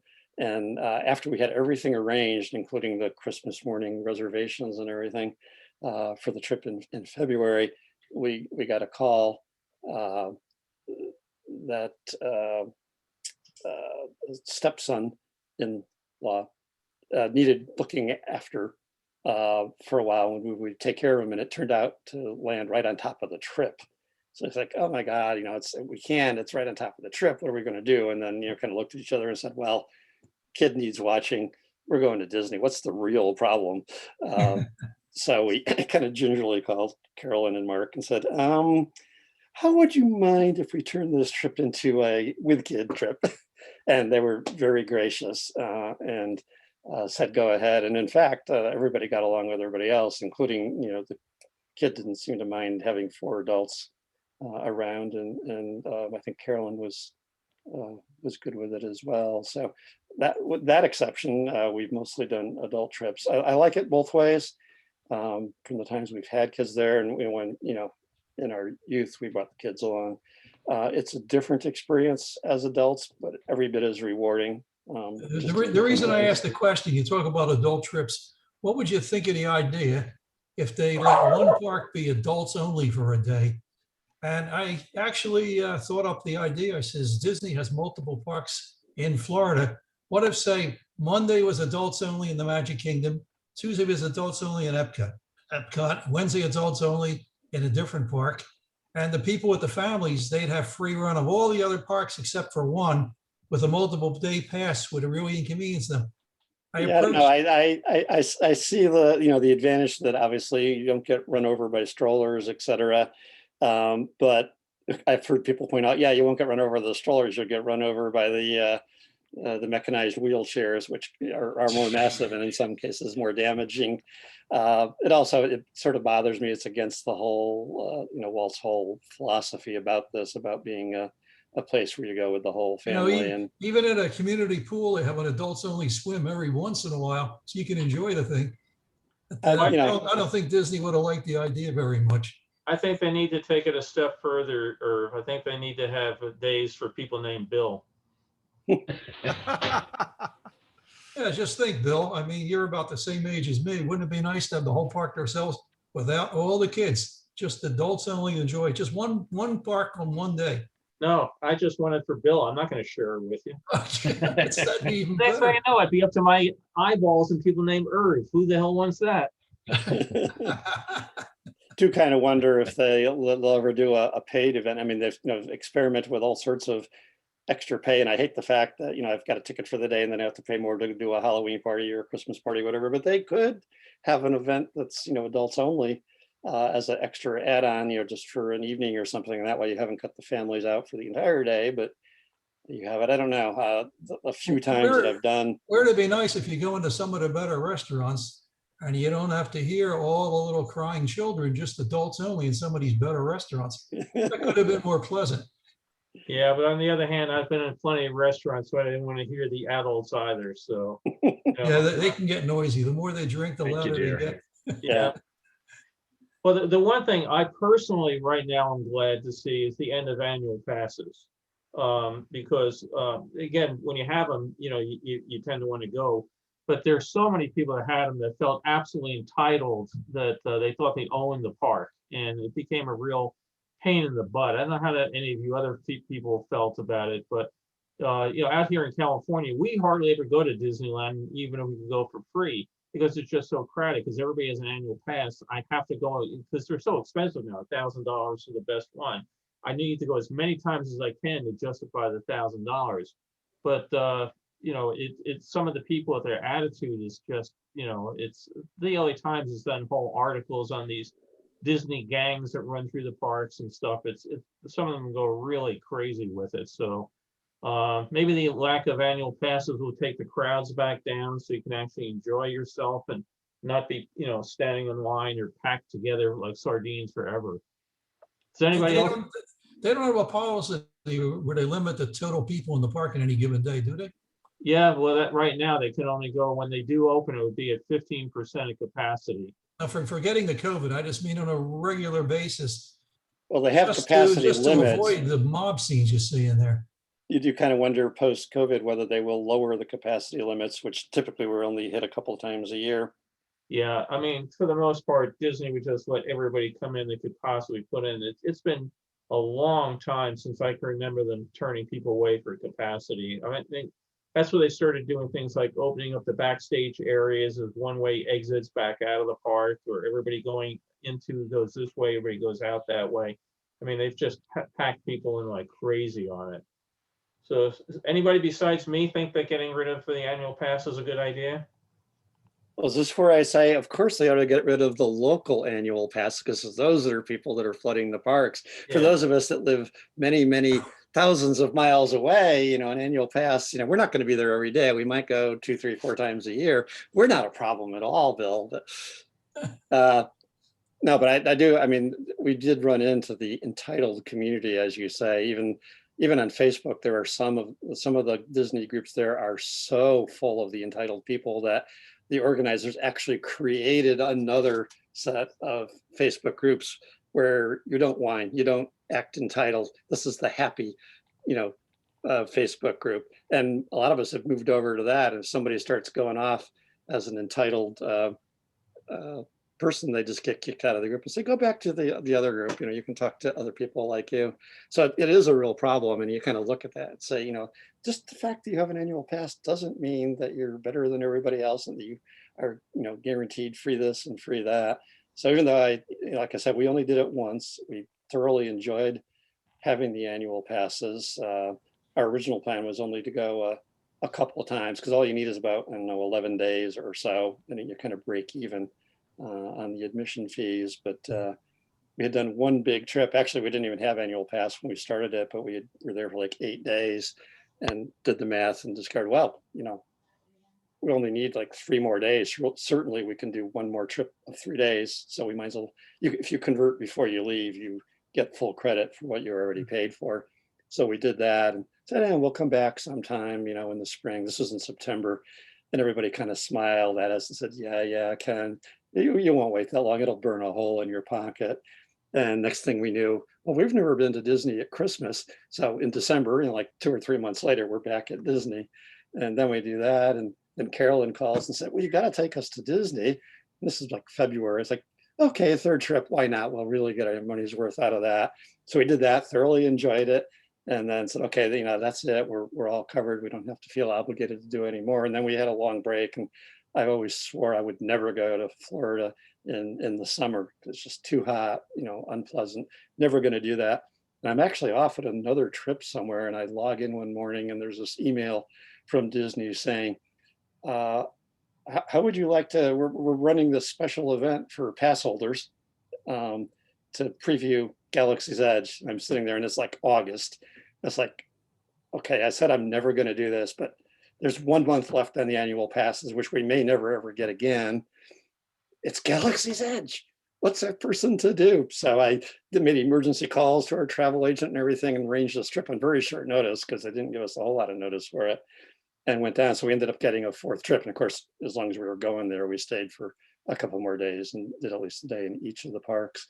So we ended up with 4 very significant trips on that and had a blast. But it was only 4 trips out of the year, so it's not like we were the ones clogging up the walkways all that much. That being said, I think I don't know that we were inclined to renew right away because that's quite a pace from out of state by the time you add up the hotels and the planes and everything else. So, we might at some point in the future have done it, but, with the pandemic coming in, it's like, okay, that was close. Glad we did it when we did it. And now we don't have to feel any urge to do it again. I am, missing being there. But under current conditions, it doesn't seem like a smart idea anyway. So I keep telling myself a lot of stuff's going to open in a year, wait and, get the most out of your trip then. Yeah, I know for us right now, if somebody said, do you want to go to Disneyland tomorrow? We're going to open it. My answer is going to be no, because I still have no idea on some of the attractions like Space Mountain, how you can possibly sanitize it between guests, You and, can't. I've had my shots, but they're high percentage efficiency, but not 100% efficient. So, I'm willing to wait a while. I think coming in from afar, I don't have any real desire to do it because, you could spend all the money on the planes and stuff, which is probably the worst part of the whole trip in terms of exposure in the airports, and get down there and, get measured with a slightly elevated temperature that would probably, be completely unrelated to that, and then lose your vacation. It's like, I don't want to risk all that. Now, if I lived in Orlando, I could see, popping over, just, walking through on a slow day and enjoying the atmosphere, getting some food and doing some of the safer rides. But coming in from afar, it just doesn't look doable. Yeah, it's From my kind viewpoint, of a shame all these parks are victims of their own popularity. So you spend the time, money, and effort to get there just to stand in long lines. It kind of ruins the fun out of everybody in the park. That's why it's kind of a shame that they don't limit the number of people in there to make it more enjoyable for all their guests. Well, we'll see what happens. I think coming out of the pandemic, we may end up with something more like that, or maybe advanced reservations for some of the rides, not fast passes, but just more like Rise of the Resistance or something. I don't know, you we'll see. do It'll get be, back to Orlando soon, Ken, though, you have to go to Universal and see Harry Potter. It's very, very well worth it. I think we're going to have to like dedicate a trip where that's the primary thing, and we'll do that first so we don't get caught up in this super marketing Disney machine. Otherwise, we're dead meat. And for all I know now, they're not doing that with the extreme pricing and the extra days. So we may be okay. Baron, you had something? There you go. There I go. Well, first of all, nice presentation, Ken. I thoroughly enjoyed it. Thank you. Secondly, on the yearly pass, as long as I've been a Florida resident here in Fort Lauderdale, I have never acquired the one that they make welcome to Florida residents, only because for me it's 3.5 hours away compared to living in Orlando or somewhere closer. However, I have a scouting friend who lives a mile away from here, and she's there every other weekend because she constantly posts her pictures on Facebook when she goes. So, whether it's good or bad or not, I don't know. I've just never had gotten it. Secondly, the last thing I would want to do is go to a theme park like this for adults only, where adults only are only acting like adults and not able to wear their goofy pin like I do. So no, throw that idea out. Or I think that's All right. it's not the senior citizen village. And one thing that's impressed me at looking at the park attendees is that you get a lot of people, especially teenagers, who are normally so averse to, I don't know, being nerdy or doing ridiculous things, and they are some of the strongest enthusiasts of going around and wearing Mickey ears and everything. It's just, it seems to be one thing that they feel safe, letting out their inner kid or something, which is what I try to do when I go to the parks too. I don't really attend as an adult. Hell, I let it out when I go to the grocery store just because. but yeah, no, I'm a kid at heart. And so, there are some events and some things where maybe, adults should be more prominent in its thing, but I don't know about Disney World or Disneyland or Epcot or, things like that. And yes, third bill, I'll get my act together and put together my presentation on the pavilion at Epcot Center that I designed and try to get it out the next month or so for you as something to do here. Okay. As I've told you I would do before, but have put off because of whatever reason. Yeah, I think we all go through good intentions and then, oh, there's a shiny object, and the next thing you know, you're down a rat hole. I mean, I have it here somewhere. I just have to get it out, from all my paperwork and put together a presentation. And, I will now do that and let you know when I'm ready to present it. Great. Thank you. Well, thank you everybody for joining us. And again, Kenneth, I enjoyed it again for two reasons. One is, a lot of things I hadn't seen before, but it was kind of interesting. The first time you and I met was at a Disney park. So, just took us back to that crazy weekend that we had running around. And I've got some pictures. If Kenneth agrees to pay me, I won't show them, but I have some pictures of him and Carol dancing in the middle of the night. I forget what pavilion we were in front of. We were all over the place, and Carol said something about still having enough energy, and the next thing you know, they're dancing, and the host inside the pavilion is like, oh my God, these people are crazy. I don't remember that, Bill, but we'll see. Yeah, well, Carol does. Yeah, I think for us in these experiences, it didn't all start with a mouse. It started with the D23 conference on Disney and the fair, because that brought so many of us together, I think. We were, 2014 50th anniversary of the fair. A lot of us met either in Flushing Meadows or on Facebook, getting really excited about the fair. And then we discovered our connection to Disney and Trek. And it's like, okay, this is a really cool universe of people to be with. So thank you all. Well, again, thank you much for doing it. Appreciate it. Next week, I hadn't decided on a topic yet, but it's probably one of the World's Fairs that I've been to but not shown yet. I just have to get my time together to put it all together. So I'll announce it on Zoom page, probably in a day or two. And again, Kenneth, appreciate it. Hope I know you had thousands of pictures. It's hard to go through and throw one out or pick one or whatever. But I thoroughly enjoyed it. Oh, thank you much. And it was kind of fun. We had talked about doing this a long time ago, and then Bill was on this real roll with the microscopic look at the different areas of the fair, and I didn't dare interrupt that. And I figured, as soon as we get through that, and there's a little bit of a lull, we'll do that. But in the back of my head, I'm thinking, he knows the longer he waits, the more I can carve out of this 1,000-image presentation. Each week I got to go back and find out things I could get rid of. So I did get it to, believe it or not, a more compact show in the process. Although that's still more slides than I ever showed in a given talk, in a single talk before. So thank you for putting up with it and enjoying it. Great. I was going to push it back again because I was going to do a look at trash cans of World's Fairs, but I have trash cans of World's Fairs, phone booths of World's Fairs. I did see a post in one of the Disney groups today that had a picture of some takeout food on top of a trash can saying, "Do I always eat on trash cans? No, but I do at Disney." Yeah, what's truly scary is I might want to see a trash can World's Fair presentation. Well, it's really probably got the slides. On Facebook, I put a picture of the elevator, the Skystreak elevator at the top of the observation level, the New York State Pavilion. And my first thought is everybody's going to go, "Oh, wow, look at that neat, great elevator." And it's people, a trash "Wow, can." look at that trash can. Welcome to Nerdville. Well, great. Hope everybody has a great weekend, and look forward to seeing a bunch of you again next week. Thanks again, all. Thanks Thank a you, lot, Bill. Ken and Bill. Great Thanks, job, Ken. Thanks Bill. again, Ken. Appreciate it. Bye.